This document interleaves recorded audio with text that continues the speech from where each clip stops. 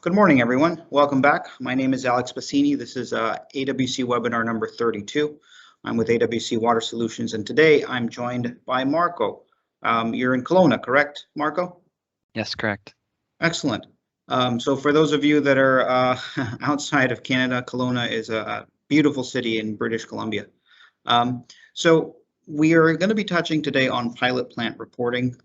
We worked with Marco on a pilot plant that he worked on, and he came up with an amazing report, which is why I invited him today to kind of go over it. And I've gone through some pilot plant reports before, and they're all pretty cut and dry with very little information other than some metrics and numbers. This time around, it was something that was very thorough. Before we get started, this is part of the AWC webinar series. As you can see, we've been going through these now for quite a bit. We're now on number 32. Who knew we would be get this far along? So we keep adding more. If you've missed any of them, they're on the YouTube channel, and we'll share a link there at the very end. First of all, thank you AWC for hosting these webinars. It's a great resource for engineers to reference. And I also want to say thanks for your continued support on the projects that we have worked through in the past and the projects that will work together in the future. It's cool to see that you're doing MBR and MBBR now. I'm really excited to see a local company expand in scope and grow in the North America market. So that's really cool. Congratulations are in order for everyone on your team. So my name is Marco Denee, professional engineer. I've been working with AECOM for 5 years now, and as Alex mentioned, I'm based out of Kelowna, British Columbia, Canada. It's the West Coast. And over the course of my experience with AECOM, I've ran a few pilots. Unfortunately, due to client confidentiality, I'm not inclined to share any of the cool graphs and charts and data that have been extracted from these pilots. I did disclose this to Alex when he extended the invite to me. I said, hey, look, my slides are going to be pretty dry, but push forward with it anyway. So I first met Alex when I was working on a packaged adsorption treatment system. It was just asking for a quote for a packaged pressure adsorption system, like I said, and I hadn't really given a performance specification. I kind of just gave empty bed contact times and diameters of the vessels, and I mentioned that it was for arsenic and antimony treatment. So the request was approached with a little bit of caution from AWC. They weren't quite sure that it would work successfully until I shared the pilot report with them. And I guess just a little bit of context, the pilot was using adsorption media to treat arsenic and antimony in very high total dissolved solids mine water. We tested 2 ferric oxide adsorbents and 1 titanium oxide adsorbent. Both types of adsorbents worked. The iron-based adsorbents were a little better on the arsenic, and the titanium adsorbent was a little bit better for antimony. So yeah, we went with the titanium adsorbent because it had a better affinity for antimony, and we designed a full-scale system around that. Anyway, the report must have been pretty darn good because Alex approached me later and invited me to do a presentation on piloting. Originally, the ask was for pilot operation, so just to talk to pilot operation in general, but the scope of operating pilot is so vast. It can be you could be running different processes. You could be doing just a stress test on a loading rate, or you could be doing proof of concept. So it would be very hard to package the operating scope into a 15-minute webinar. So I decided to change that to something a little bit more feasible. I decided to focus in on the actual writing of the pilot and the documents involved. So this is something that's a little bit more generic and can be packaged into a 15-minute webinar. But on pilot operation, I will say that having an accurate time log of events is very important. Things can happen quite quickly, and it can be easy to forget exactly when something happened. Like say a pump ran dry, then you write that down. You pumped air into the absorption column. That's definitely something that needs to be documented. If you're trying to track that time back from the data, it doesn't work well. Another thing to say is don't fall asleep on the job. There's a good story behind that, but yeah, it has to do with pumping dry air into an absorption column. But yeah, I'll leave it at that. So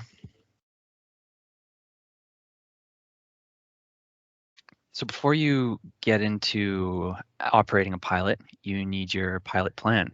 And I'm just going to go over the template that I've used and has worked well in the past for developing a pilot plan. And then after that, I'll touch on the report. So the first thing, the easiest thing to write to is why the pilot is being considered. Are you considering a patent? Are you trying to meet a certain regulation? Or are you just doing a proof of concept? This ties into the objective statement. So these are sentence long, point form, and qualitative. I wrote quantitative up there, but quantitative is the right approach. And you want to state all of them, all of the objectives of the pilot. But don't get carried away here because this is your best opportunity to limit scope, limit the cost of the pilot, and ensure that it is successful in meeting the important objectives. So next slide here. Oh, okay, objectives is up.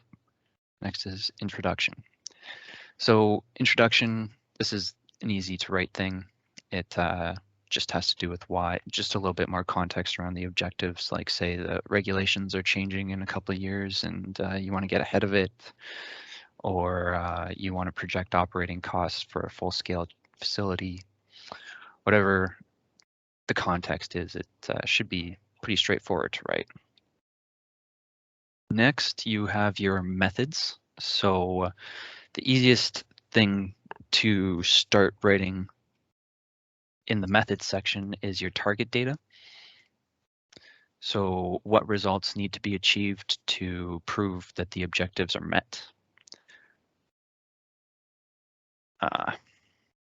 This also has considerations for the type of data that you're collecting. So say, for example, if you're stressing a filter media design and you're looking for the filter breakpoint, you'd want continuous turbidity monitoring. If you're trying to meet a certain regulation with grab sample thresholds, you'd want to do your grab samples. If the reg has average quarterly criteria, then you'd want to maybe run the pilot quarterly and capture all of the seasonal water quality and do composite samples. So for this part, you want to describe the frequency and the quantity of data required to meet the objective. From there, you can design your plant. So this can be simple. It can be just done with single line schematics and just kind of back of the napkin drawings, or it can be a little bit more intuitive and you can invest a little bit more time in the design. But it needs to be done properly. It needs to be like the flow rates need to be considered. The column diameters need to be sized appropriately. and there needs to be some thought into how you're getting electricity to the plant, stuff like that. And then following that, you got a functional description. This is essentially an operating instruction, so you want to kind of project what valves need to be moved or what samples need to be taken at what point, just so that you can project the operating labor and the laboratory fees. Finally, you price it all together in a cost estimate and summarize what will be achieved and how much it will cost. And then you hand this over to your decision maker, whether it be the client or your boss, and then they'll make the yes or no decision. And hopefully you'll end up going to a pilot and operating a pilot. So the next document that comes out, I forgot to mention in the functional description. Sorry for changing slides back and forth, Alex. In the functional description, you generally want a data sheet, like what manual readings out of the pressure indicators are needed and when. It's a good thing to have. Okay, so next is the pilot report. Oh, and I just want to touch base on this picture because I thought it was really cool. Oh, I keep doing this.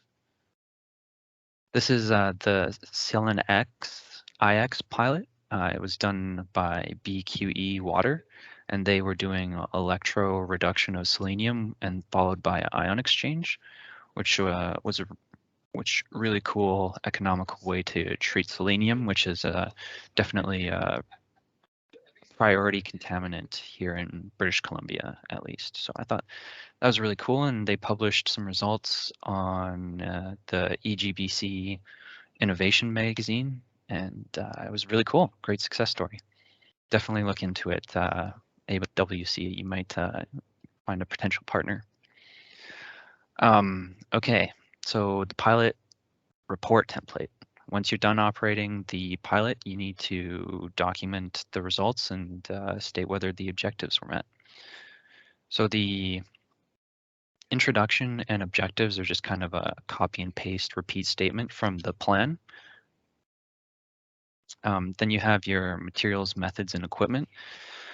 If you did jar tests or like isotherms or certain preliminary tests to support the dosing rates or chemical reagents that you used for the pilot, just mention them and send them to the appendix. You don't really need to clutter the report down, but it is good for the audience to know what you did. So it's just a good place to put them in. The appendix is a good place to put them. But the materials, methods, and equipment section should generally be consisting of pictures and schematics. You want to limit the word count as much as possible and just give a visual, aesthetically pleasing journey through the pilot. Show all of the equipment, major valves, and stuff like that. Then there's the results section. So the results section is just a data, just discussing the data. I find that a good touch to the front end of the results section is a brief time series of events documenting all the important things that happened. And there's bound to be important things that happen at a pilot. Like, for example, the freshet turbidity starts to appear or the freshet turbidity goes away. You accidentally run a pump dry, you backwash a column and don't backwash the other columns. Just stuff like this is good, and it's a good segue into introducing any bias. So if there is bias, you as the report writer and the person familiar with the pilot are going to be most familiar with this. And it's good to disclose this at the front end of the results section so that your audience can be prepped for it and be analyzing the data that you present critically. If you mention this after you present the data, then it's kind of like psych, you know. But so it's good to disclose that, identify any gaps. Like if you didn't meet your objectives, you can identify the gap here and why. So then you present your data, all of the nice pretty graphs and charts that prove that you've met your objective, and you discuss them. I like to write a paragraph, approximately a paragraph ahead of any figures or tables that I introduce into the report. This is just kind of common practice. And then finally, the conclusions. So these are kind of like the objective statements, one statement point format. You generally need more than a sentence to describe the conclusions, but you try to keep them short and concise. And anything that you state in the conclusion section needs to be supported by the results section. So, you know, I conclude that a 12 meter per hour filter loading rate will work for this project. And then in your results section, you'd have a graph of the filter breakpoint, the head loss at 12 meters per hour loading rate, and say that it works.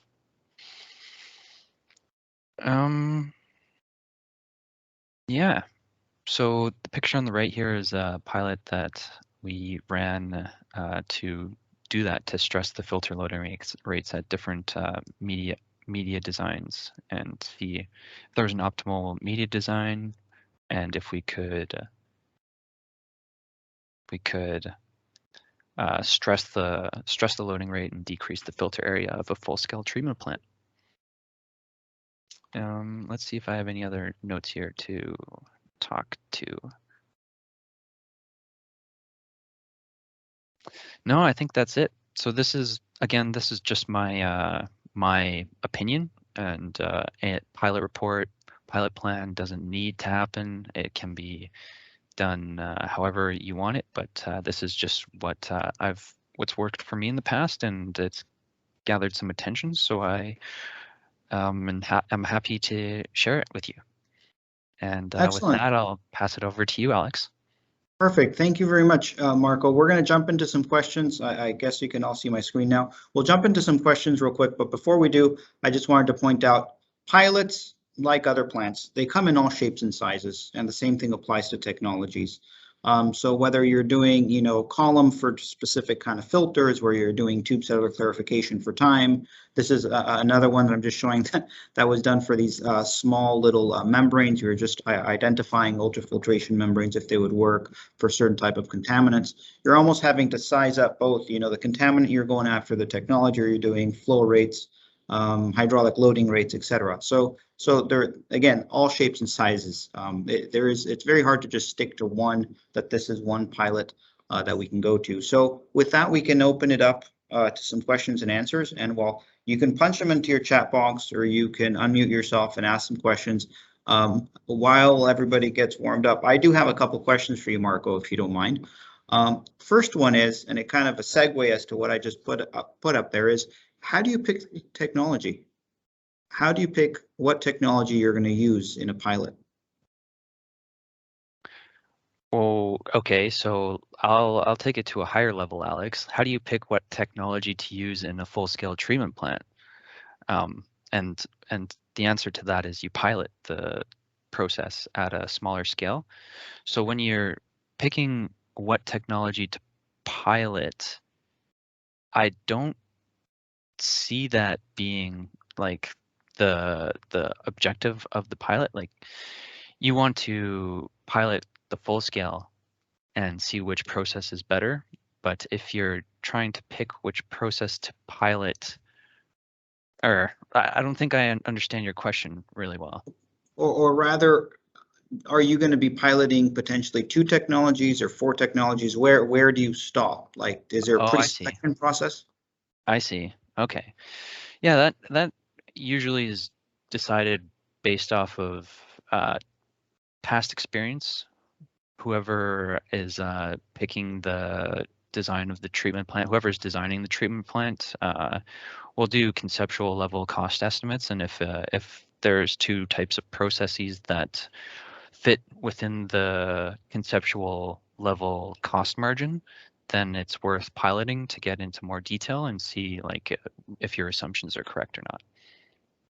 Okay, I don't see any other questions in the chat box right now, so I'm going to come up with another one of mine. How do you choose how long you're going to pilot? Is it weeks, months? Is it based on the technology, the location, the contaminant? Yeah, there's a lot of considerations that need to go into that. For example, if you're worried about producing trihalomethanes in the distribution network, you're going to want to pilot when the organic content in your raw water is highest, because that's where the trihalomethanes come, and you could be comfortable just doing it for 2 weeks during the freshet and call it a day. But there's so many considerations that go into that. It's really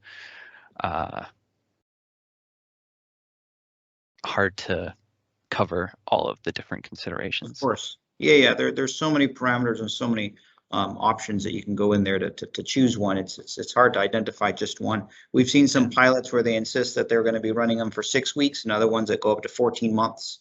So a lot has to do with the client preference, right?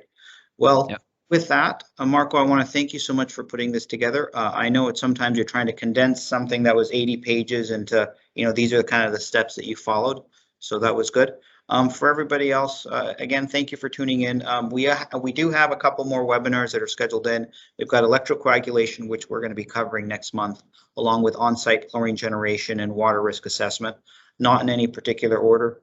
We're still kind of settling down on some dates. Some of the dates might change around as we get closer for next month, just on some of the speakers' availability. With that, of course, I always insist, if you ever want to come and have a look at the YouTube channel, there's a lot of information. And then to wrap up, I can't but help myself but share, this is a job that we just did last week out in Manitoba. We were able to do the on-site commissioning and startup, so it was kind of fun. I didn't get to go out there, but thank you very much for our operators that were able to supply some of these pictures. Once you take a look at the final build out, that's kind of what it looks like. Maybe it's just me being a water nerd, but that's just absolutely beautiful. So just thought I would share that with everybody. So with that, thank you very much for tuning in. You have our contact information. If you have any questions, please let us know, and I will see you in 2 weeks. Bye.